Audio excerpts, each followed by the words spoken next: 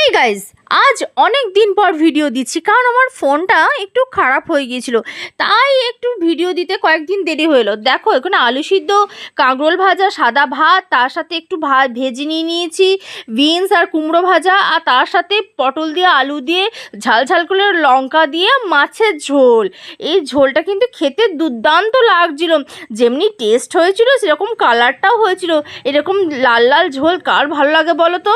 আর এইরকম ভাতের ওপর দেখো এবার কি নিয়ে নিচ্ছি, কাতলা মাছের কত বড় সাইজ গো, কত বড় সাইজ। এইরকম বড় ধরনের একটা কাতলা মাছের পিস দিয়ে আলু দিয়ে ভাতটাকে মেখে খেতে কি টেস্টি লাগছিল, কি মানে তার স্বাদ এক অপারম্পার লাগছিল। আমার চ্যানেলে যদি এরকম ভিডিও পেতে চাও তোমরা সকলে চ্যানেলটিকে লাইক করো, শেয়ার করো, কমেন্ট করো এবং ভালো লাগলে অবশ্যই বেশি বেশি করে সাবস্ক্রাইব করো, কারণ আজ অনেক দিন পর দিলাম ভিডিও। তোমরা সবাই পাশে থাকো এবং চ্যানেলটিকে সাবস্ক্রাইব করো। Thank you for watching my video.